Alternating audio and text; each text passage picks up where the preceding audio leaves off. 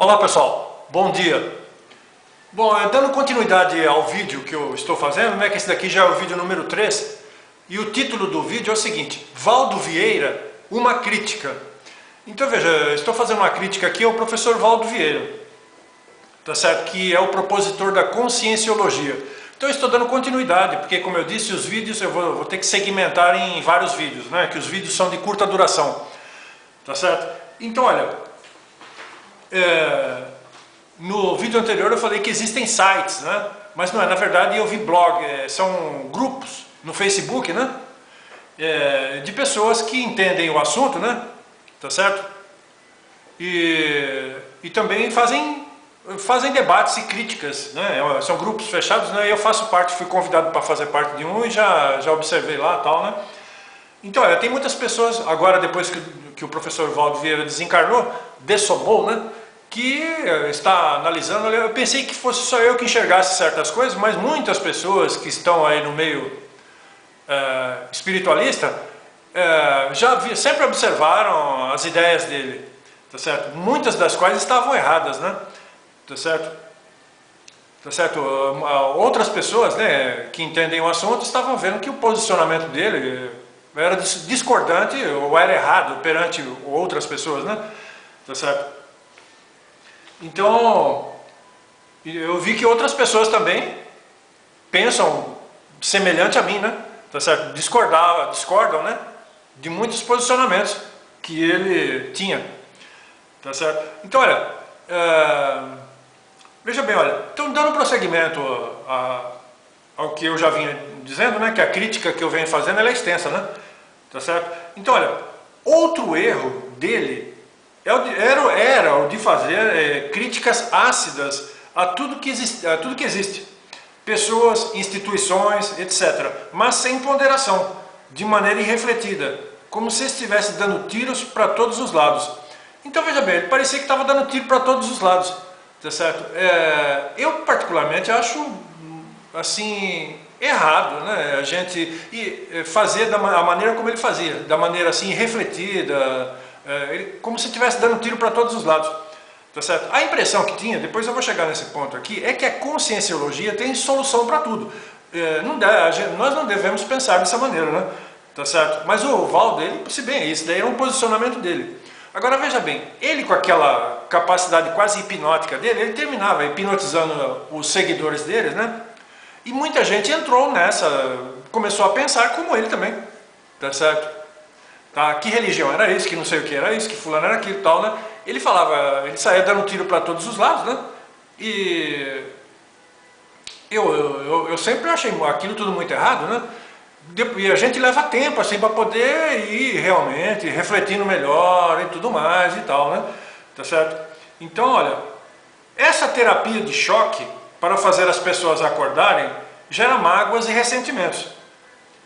Tá? Então, a maneira como ele conduzia as coisas, isso termina gerando, muita gente lá na conscienciologia age da mesma maneira que ele. Então, aquelas pessoas que pertencem a religiões, ou, enfim, tem outro tipo de pensamento filosófico ou espiritualista, terminavam ficando magoado, ressentido com aquela maneira dele, do Valdo Vieira, tratar, né, fazer aquelas colocações, aqueles posicionamentos tão incisivos, daquela maneira, tal, né?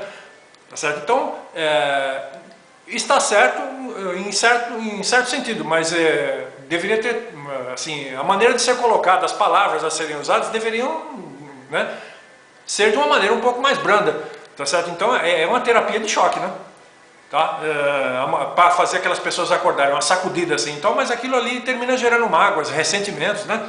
Mesmo porque também ele estava errado em muitas coisas e hoje as pessoas que são críticas a eles, que nem eu falei, tem muita gente na internet e eu acho até curioso, né? Tem pessoas assim, muita gente, porque parecia que as pessoas estavam hipnotizadas, mas tem gente lá que tem senso crítico, né? Que no meio de tudo aquilo que ele dizia, discordava daquilo, porque estava vendo que aquilo estava errado, tá certo? Ele trouxe muitas ideias boas, né? Eu leio os livros dele, fui aluno dele, mas veja, é que nem eu disse, aqui eu estou analisando os pontos positivos e os pontos negativos, tá certo? Então ele trouxe coisas boas, né? Muitas informações importantes, mas ele errou também por outro lado, Tá certo? Então nós temos que analisar, porque o que não pode ficar é como se fosse ali um modelo para gerações posteriores, de perfeição. Então não existe essa perfeição, ninguém é perfeito no mundo como esse aqui.